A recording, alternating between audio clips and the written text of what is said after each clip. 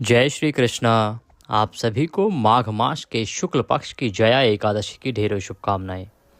आज का ये वीडियो बहुत ही महत्वपूर्ण विषय पर है क्योंकि हमारे बहुत से सब्सक्राइबर्स, हमारे दर्शक जो पूछ रहे हैं कि एकादशी जो है आने वाली जया एकादशी, जो फरवरी महीने में आने वाली पहली एकादशी होगी और हिंदी महीनों के अनुसार माघ मास के शुक्ल पक्ष अर्थात माघ की दूसरी एकादशी होगी।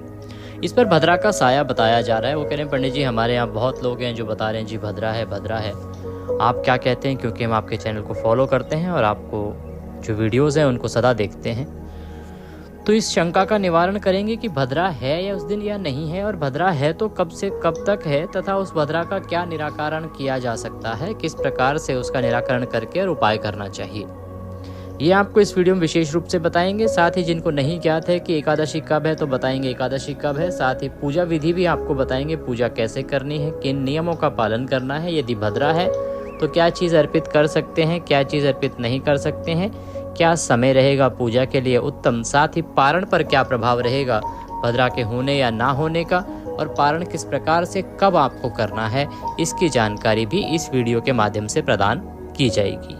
आप देख रहे हैं देवभूमि ज्योतिष संस्थान का प्रतिष्ठित YouTube चैनल देवभूमि धार्मिक। भगवान श्रीहरि की कृपा प्राप्त करने के लिए, व्रत की सफलता के लिए और भद्रा के दोष से बचने के लिए कमेंट बॉक्स में अवश्य लिखें जय श्रीहरि या ओम नमः भगवते वासुदेवाय।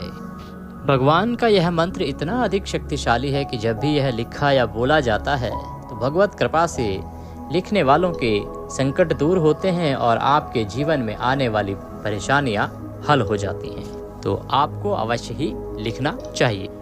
चैनल पर नए हैं और अच्छी जानकारियां जो ज्योतिष शास्त्र और पंचांग पर आधारित हों, धर्मशास्त्र के बारे में हो, तिथियों के बारे में हो, व्रत त्योहारों के बारे में हो, तो सही जानकारी प्राप्त करने के लिए कृपया चैनल को सब्सक्राइब कर लीजिएगा, क्योंकि ये ज्योतिष संस्थान का प्रतिष्ठित चैनल है और इस पर जो जानकारी दी जाती है वो पंचांग पर आधारित होती है। सही जानकारियाँ ही हम यहाँ पर प्रसारित करते हैं। आइए जल्दी से वीडियो करते हैं आरंभ और बात करते हैं आने वाली एकादशी की, भद्रा की और उसकी पूजा विधि आदि की। आने वाली जो एकादशी है ना वो है जया एकादशी। देखो यूँ तो एकादशी प्रत्येक माह आती हैं और प्रत्येक माह में भी 2 एकादशी आती हैं।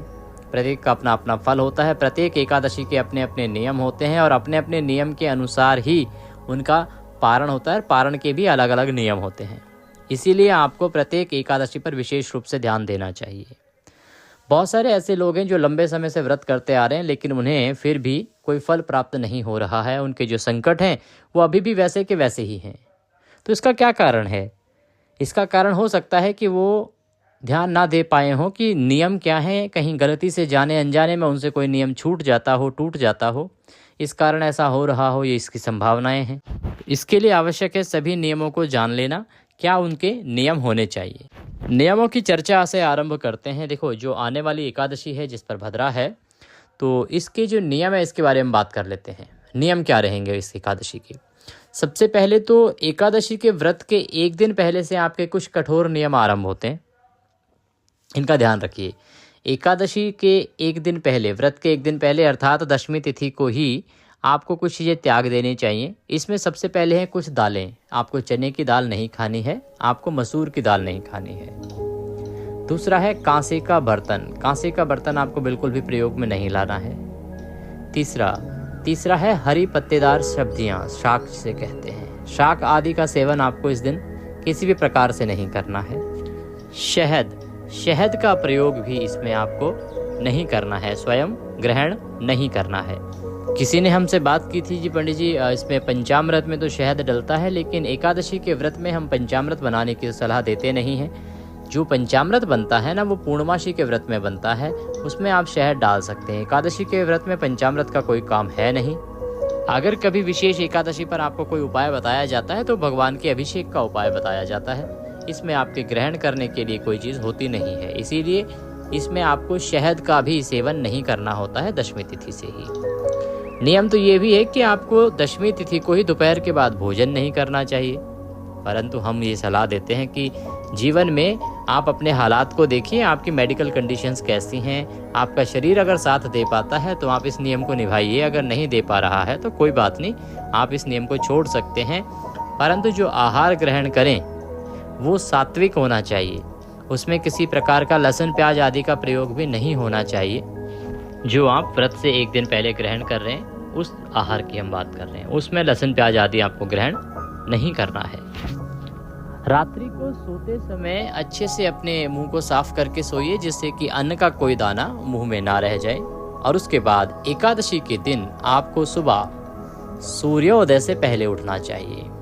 जो आने वाली एकादशी है ना, ये माघ की एकादशी है, जया एकादशी, तो इस पे विशेष रूप से ध्यान रखिएगा कि इसमें सूर्योदय से पहले आपको स्नान करना है, उसका विशेष फल है। जब सूर्यदेव की लालिमा निकल रही हो उस समय तक आपको स्नान किसी भी हालत में कर लेना चाहिए। अब इसमें एक सवाल ये आता है कि आजकल, क्योंकि हमारी बहुत सी माताएं बहनें और भाई बंधु पूछते हैं कि जी हम तो ऑफिस जाते हैं, आजकल नाइट शिफ्ट है हमारी, हम बहुत देर से आते हैं, सुबह सुबह तो संभव ही नहीं हो पाता, तो क्या किया जाए।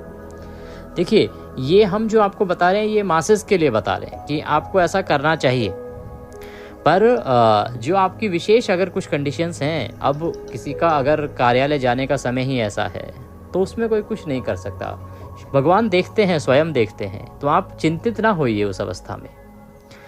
देखिए, नियम ना दो प्रकार से पालन किए जाते हैं, एक तो जबरदस्ती करवाए जाएं, जबकि जो सामने वाला है उसकी हालत वैसी नहीं है, तो वो दोषपूर्ण हो जाता है। हम ये कहें कि जी आपको ये काम करना ही पड़ेगा, हम किसी बेचारे के जिसके पैर नहीं हैं और हम उसको कहें कि आपको इतना दौड़ना ही पड़ेगा, तो ये क्या है, ये उसके साथ अत्याचार होगा। हम कहें नहीं जी नियम है, यहाँ तो आपको अगर भगवान की कृपा प्राप्त करनी है तो रेस लगानी पड़ेगी, दौड़ना पड़ेगा, इतना किलोमीटर चढ़ना पड़ेगा, तो ये उसके साथ अनुचित हो जाएगा। नियम जो है ना वो इस प्रकार से होते हैं कि आप कितनी सामर्थ्य है आपकी। नियम का जो आधार होता है वो ये देखना होता है कि आपकी श्रद्धा कितनी है, सामर्थ्य कितनी है, कितनी साधना आप कर सकते हैं, तो उसके अनुसार ही नियम होते हैं। अब जो व्यक्ति शाम को सो सकता है उसको तो समय से सोना चाहिए ना, जिसको ऑफिस नहीं जाना है, रात्रि का जिसका काम नहीं है, उसको तो समय से सोना चाहिए, सुबह जल्दी उठना चाहिए।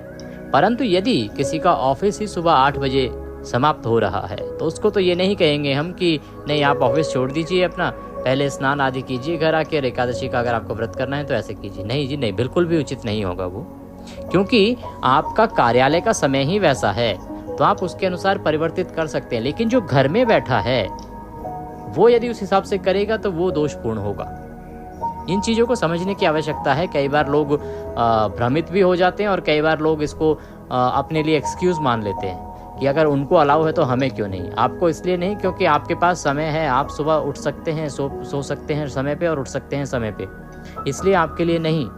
परंतु यदि कोई कार्यालय जा रहा है, ऑफिस जा रहा है, कुछ ऐसा काम है, कहीं फंसा हुआ है, तो उस अवस्था में उसको छूट देनी पड़ती है। और जिस प्रकार से बच्चों की गलतियाँ माँ बाप देखते हैं और उनको पता होता है कि किस अवस्था में बच्चे से गलती हुई है और उसकी क्षमा मिलती है, और जो पता होता है कि अरे इसको तो गलती करनी नहीं चाहिए थी, इसने जानबूझ के करी है, उसका दंड मिलता है, वैसे ही परमात्मा भी तो है, परमात्मा के भी तो हम बच्चे ही हैं। तो परमात्मा भी देखता है कि हम जो गलती कर रहे हैं वो जानबूझ के कर रहे हैं या हमसे किसी मजबूरी के कारण ऐसा हुआ है। कोई नियम अगर टूट रहा है तो किसी मजबूरी में टूट रहा है, या हम जानबूझ के तोड़े जा रहे हैं अपने आराम के लिए। तो अपने आराम के लिए नहीं, व्रत जो है ना वो एक साधना है, एक साधना, कठिन साधना एकादशी का व्रत होता है। इसका 3 दिन का नियम होता है, तीनों दिन का नियम आप पालन कर सकें तो एकादशी का व्रत कीजिए, अगर पालन ना कर सके तो भगवान कहते हैं कि आप व्रत ना कीजिए, क्योंकि अगर आप व्रत के नियमों को तोड़ेंगे तो वह दोषपूर्ण ही होगा। अब बात करते हैं एकादशी के दिन की, कि आपको एकादशी के दिन क्या करना है, भद्रा का समय क्या रहेगा, भद्रा का प्रभाव कितना रहने वाला है। तो एकादशी वाले दिन आपको सूर्योदय से पहले उठ के स्नान आदि कर लेना चाहिए। ये हम जो अवस्था है, एक नॉर्मल सिचुएशन जो होती है उसके अनुसार आपको बता रहे हैं। किसी की एक्सट्रीम सिचुएशन हो, कहीं फंसा हुआ हो, मजबूरी में हो, काम का कुछ ऐसा, ऑफिस के टाइमिंग्स ऐसे हो, तो वो अपने आप को इसमें ना गिने, वो आराम से जैसे उसको जब समय सूट करे उसके अनुसार कर सकता है। तो सुबह सूर्योदय से पहले स्नान आदि करने के बाद आपको भगवान भास्कर को जल देना चाहिए। माघ का महीना है और माघ की एकादशी पर भास्कर जी को जल देने का, भगवान भास्कर अर्थात सूर्यदेव को जल देने का विशेष फल बताया गया है। भगवान भास्कर को जल देने के बाद आपका जो पूजा स्थल है, जहाँ पे आप पूजा करते हैं, वहाँ की साफ़ सफाई कीजिए और पूजा के लिए सामग्री एकत्र कर लीजिए। सामग्री में सबसे पहले तो भगवान की कोई तस्वीर आपके पास होनी चाहिए। तस्वीर के अलावा रौली मौली, पान सुपारी, लौंग, इलायची, धूप, दीप, थोड़े खुले फूल होने चाहिए, फूलों की माला होनी चाहिए और एक लोटे में जल लीजिएगा। लोटा लीजिए पीतल या तांबे का, क्योंकि पीतल या तांबे का लोटा ही पूजा में प्रयोग में आता है। स्टील जो है वो एक प्रकार का लोहा ही है और एक अच्छी क्वालिटी का जो लोहा होता है उससे स्टील बनता है। इसीलिए जिस प्रकार से लोहे को प्रयोग में नहीं लाया जाता है पाठ पूजा के, वैसे ही स्टील को भी वर्जित माना जाता है। अब अगर किसी के पास ना हो तो उस अवस्था में आप प्रयोग कर सकते हैं, क्योंकि सबकी आर्थिक हालात अलग अलग होते हैं। हम ये मानते हैं कि पूजा करने का सबको हक है, कोई गरीब हो कोई अमीर हो, जिसके पास जितना हो सके उतने साधन के साथ उसको पूजा करनी चाहिए। पूजा वो नहीं है कि एक आदमी जितने सामर्थ्य के साथ अंबानी परिवार पूजा करेगा उतने सामर्थ्य के साथ शायद अन्य कोई हम नहीं कर पाएंगे। क्यों? क्योंकि उनके पास अथाह धन संपत्ति है, वो कुछ भी ला सकते हैं। वो स्वर्ण की बड़ी बड़ी प्रतिमाएं ला सकते हैं, उनकी पूजन कर सकते हैं, स्वर्ण की बड़ी बड़ी प्रतिमाएं दान कर सकते हैं। जैसा कि हमारे पुराणों में लिखा भी है कि आपको स्वर्ण की प्रतिमा दान करना चाहिए, स्वर्ण के नाग नागिन दान करने चाहिए, चांदी के नाग नागिन दान करने चाहिए। पर किसके लिए? जिसकी सामर्थ्य है ना साहब, उसी के लिए लिखा है वो। ऐसा नहीं कि आप सोचे अरे उसमें तो लिखा है अब हम तो कुछ कर ही नहीं पा रहे। आप कुछ कर ही नहीं पा रहे तो कोई बात नहीं ना, भगवान को तो वो भी दिख रहा है कि आप क्यों नहीं कर पा रहे, क्योंकि भगवान ने आपको उतना ही दिया है इसलिए आप नहीं कर पा रहे। तो इन चीज़ों को सोच के कभी मनुष्य को चिंतित नहीं होना चाहिए, परेशान नहीं होना चाहिए। जितना भगवान ने दिया है बस उसमें से अवश्य करते रहना चाहिए। ऐसा नहीं कि भगवान ने जितना दिया है उतना भी आप ना करें, वो दोषपूर्ण है। भगवान ने जितना दिया है यदि उतना आप कर रहे हैं तो वह बहुत है, सफिशिएंट है, भगवान समझते हैं इन चीज़ों को। लेकिन जितना दिया है उतना भी आप ना करें तो उसका दोष है। आइए आप पूजन आरंभ करेंगे। तो सबसे पहले भगवान की जो तस्वीर या प्रतिमा है उसकी स्थापना की जाती है और उससे पहले स्थान का शुद्धिकरण। तो लोटे में जो जल आपने भरना है पहले उस लोटे को अच्छे से मांझ लीजिए। लोटे में पहले थोड़ा सा गंगा जल डालिए, उसके बाद उसको जल से भर लीजिए। जो सादा जल आपके यहाँ पे आता है, नॉर्मल टैप वाटर, जल से आप उसको भर लीजिए। जल से भरने के बाद अब हम पूजन के लिए बैठते हैं। पूर्व दिशा की ओर मुख करके बैठें या पश्चिम दिशा की ओर मुख करके बैठें। और अगर इन दो दिशाओं की तरफ मुख करके बैठ के पूजा करने की जगह ना हो तो आप उत्तर की तरफ मुख कर सकते हैं, परंतु दक्षिण से आपको पूर्ण रूप से बचना है। दक्षिण की ओर भगवान की पूजा, देव पूजा नहीं होती है। दक्षिण की ओर मुख करके पितृ पूजा की जाती है। दक्षिण में पितरों का वास होता है। सबसे पहले स्थान और जो सामग्री है उसका शुद्धिकरण आवश्यक है। तो एक पुष्प लीजिएगा, उस पुष्प को जो लोटे में जल लिया है उसमें डुबोइएगा और उससे जल छिड़किएगा। कहाँ? जो सामग्री है पूजा की आपने एक थाली में रखी है वहाँ पे, अपने ऊपर जो, और अगर आपके परिवार के लोग बैठ के साथ में पूजा कर रहे हैं तो उनके ऊपर, जहाँ आपने पूजा की चौकी लगानी है या जहाँ भगवान की तस्वीर आपने रखनी है उस सभी स्थान पर वह जल छिड़कना है। ओम पवित्रो अपवित्रांगस्थांगतोपि हिवां पुंडरीकाक्षं सभयंतरः शुचि ओम। इस प्रकार से इस स्थान का, सामग्री का, सभी का पवित्रीकरण हो गया है। अब यह भगवान की पूजा के योग्य है। इसके बाद हमें स्वयं पूजा के योग्य होना होगा। इसके लिए एक चम्मच लीजिए, लोटे में से एक चम्मच से जल लीजिए, हाथ धो लीजिए। हस्तो प्रक्षालनम, जो प्रमुख रूप से जो पूजा कर रहे हैं ना, यदि दंपत्ति पूजा करते हैं तो दंपत्ति कर सकते हैं। यदि आप अकेले पूजा करते हैं, एकादशी का व्रत करते हैं, तो आप अकेले कीजिए। हाथ धो लीजिए, उसका 3 बार जलाचमनी करेंगे आप। 3 बार, अगर एक चम्मच लेंगे जल और उसके बाद उसको पी जाएंगे। हम यहाँ से मंत्र बोलेंगे, वो बोल सकते हैं आप तो बोल लीजिएगा। अगर आपके लिए संभव हो तो ये वीडियो पूजा के समय चला लीजिएगा। इससे लाभ क्या होगा कि आप क्रम से कर पाएंगे और मंत्र भी यहाँ से प्रयोग हो जाएंगे। तो एक बार जल लीजिए, ओम माधवाय नमः, पी लीजिए। फिर से जल लीजिए, ओम केशवाय नमः, पी लीजिए। पुनः जल लीजिए 1 चम्मच, ओम नारायणाय नमो नमः, पी लीजिए। हस्तो प्रक्षालनम, फिर से जल लीजिए, हाथ धो लीजिए। अपने आप को तिलक कीजिए, मौली बांधिए। यदि पारिवारिक जन भी साथ में बैठ के पूजन कर रहे हैं तो उन्हें भी तिलक कीजिए और मौली बांधिए। अब आप पूजा के लिए तैयार हैं और अब हम पूजन आरंभ करेंगे। सबसे पहले भगवान की स्थापना करनी है। आपने अगर कोई लकड़ी की चौकी आपके पास है तो चौकी लगाई होगी। अगर चौकी नहीं है तो पृथ्वी पर रख कर भी आप पूजन कर सकते हैं, कोई दोष नहीं है उसमें। आप जहाँ भी तस्वीर रखना चाहें भगवान की रख सकते हैं। प्रतिमा है तो प्रतिमा रख सकते हैं। सबसे पहले जिस स्थान पर भगवान की तस्वीर या प्रतिमा आपने रखनी है ना, उस स्थान पर थोड़े से पुष्प रख दीजिए। पुष्प किस लिए? भगवान को आप आसन दे रहे हैं। भगवान की जब भी स्थापना करते हैं तो सबसे पहले उनको आसन दिया जाता है, स्थान दिया जाता है। स्थान कैसे देंगे आप उनको? या तो पुष्प रख के या अक्षत रख के और उसके ऊपर तस्वीर रख दीजिए। अब हम पूजन आरंभ करेंगे। सबसे पहले एकादशी के व्रत में आपको संकल्प करना है। संकल्प करने के लिए अपने सीधे हाथ में जल लीजिए। 1 रुपये का सिक्का कम से कम दक्षिणा के रूप में रखिए और 3 बार बोलिए ओम श्री विष्णु श्री विष्णु श्री विष्णु।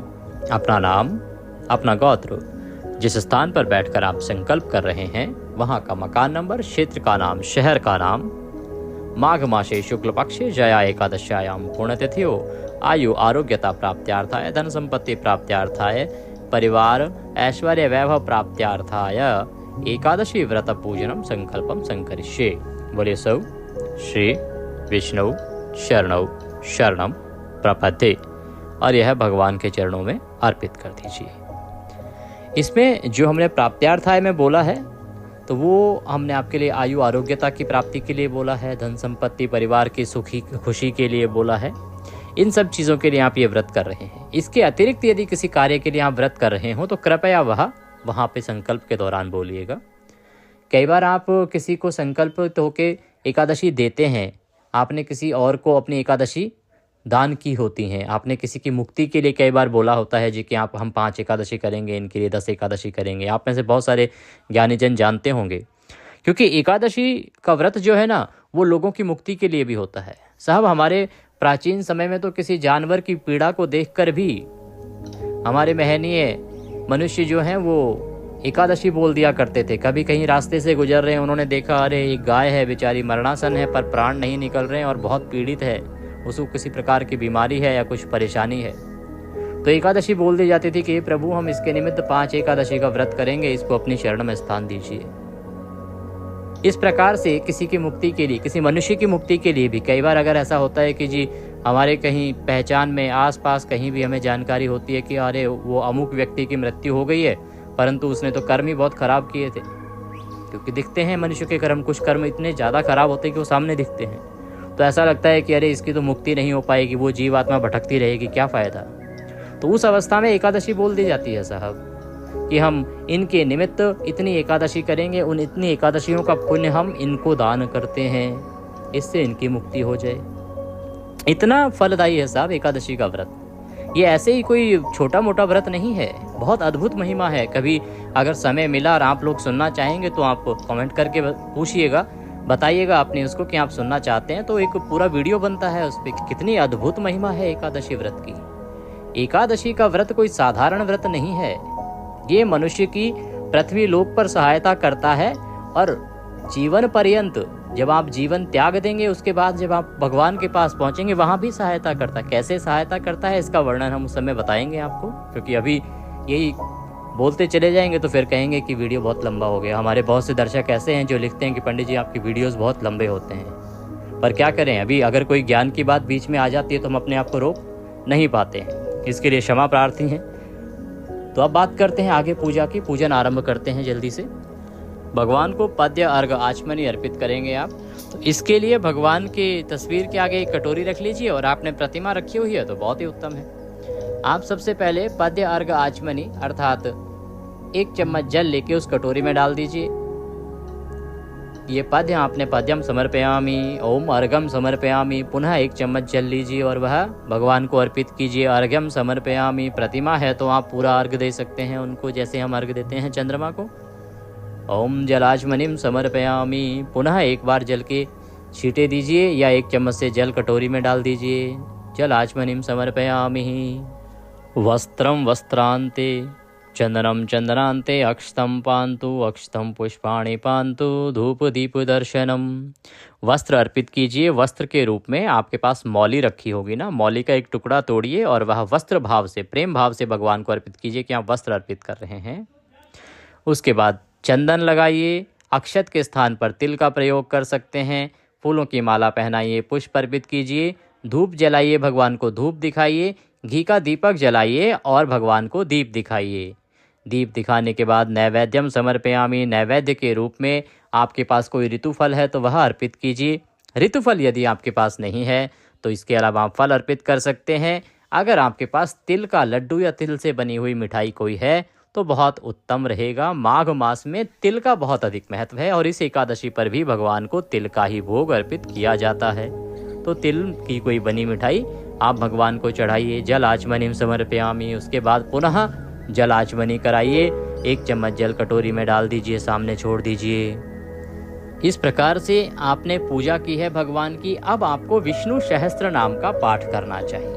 विष्णु सहस्त्र नाम का पाठ आप कहेंगे पंडित जी इससे पहले किसी एकादशी पे तो आपने नहीं कहा। कारण यह है कि ये भीष्म एकादशी है और इसके साथ ही ये विष्णु सहस्त्र नाम की जन्म दिवस के रूप में भी जानी जाती है। इसी जया एकादशी के दिन विष्णु सहस्त्र नाम का उद्गम हुआ था। कैसे उद्गम हुआ था? उद्गम हुआ था भीष्म पितामह के द्वारा। भीष्म पितामह से जब अनुरोध किया भगवान श्री कृष्ण ने कि आपने इतने जीवन में इतना ज्ञान अर्जित किया है और आप ऐसे ही इस दुनिया से चले जाएंगे, ये पांडवों को कुछ ज्ञान दीजिए। तब पांडवों ने उनसे निवेदन किया तो उन्होंने अपने संपूर्ण जीवन में जो जितना भी ऋषियों से ज्ञान ग्रहण किया था उसको विष्णु सहस्त्र नाम के रूप में हमारे सामने रखा और वही विष्णु सहस्त्र नाम के रूप में आज जाना जाता है, पढ़ा जाता है। तो आज के दिन आपको विष्णु सहस्त्र नाम का पाठ करना चाहिए। यदि आप ना पढ़ सकें तो हमारे इसी चैनल पर हम अपलोड करेंगे विष्णु सहस्त्र नाम, आप उसको अवश्य ही सुन लीजिएगा। सभी लोग समझ सकें इसलिए हम हिंदी में भी आपके लिए अपलोड करेंगे। तो उस वीडियो को आपको अवश्य ही सुनना है। विष्णु सहस्त्र नाम सुनिएगा, एकादशी की कथा सुनिएगा, कथा सुन के भगवान की आरती कीजिएगा। आरती करके अपने नियम क्या है, ब्रह्मचर्य का पालन आपको करना है। दशमी के नियम मैंने आपको बता दिए हैं। इस दिन ये जो एकादशी है इसको आप निराहार रह के कर सकते हैं, फलाहार रह के कर सकते हैं, जल ग्रहण कर भी सकते हैं और आप चाहें तो निर्जला रह के भी इस एकादशी को कर सकते हैं। इसका ऐसा विधान नहीं है कि आपको निर्जला रहकर ही करना है। ठीक है जी, जैसे आपसे बन पड़े वैसे करना है, पर अन्न ग्रहण नहीं करना है और नमक नहीं खाना है, मिर्च नहीं खानी है, इससे आपको बचना है। फल आहार आप ले सकते हैं, दूध आदि आप एक बार ले सकते हैं। अब जल्दी इसलिए कर रहे हैं क्योंकि हमें बताया जा रहा है कि समय बहुत हो गया है, वीडियो बहुत लंबा हो जाएगा तो बीच में काटना पड़ेगा, उसका कोई लाभ नहीं है। इस प्रकार से ये आपको व्रत करना है। ध्यान रखिएगा कि किसी से लड़ाई झगड़ा ना करें, किसी के साथ द्वेष की भावना ना रखें। ये सामान्य नियम है जो पहले भी आपको बताए जा चुके हैं। और विशेष रूप से ब्रह्मचर्य का पालन करें। दशमी, एकादशी और द्वादशी 3 दिन आपको ब्रह्मचर्य का इसमें पालन करना है जब तक पारण नहीं हो जाता। एकादशी का जब व्रत पूर्ण होगा उस दिन आपको व्रत का पारण करना है। पारण वाले दिन आप अन्न खाएंगे। अगर आपके पास कुछ अधिक सामग्री उपलब्ध ना हो तो केवल जो घर में आप सादा भोजन बना सकें उससे भी व्रत का पारण कर सकते हैं। पारण से संबंधित एक अलग वीडियो हम आपके लिए बनाएंगे, उसको अवश्य देख लीजिएगा। उसमें पारण के नियम होंगे, पारण की विधि होगी, पारण का भोग और मंत्र आदि सब कुछ आपको मिल जाएगा।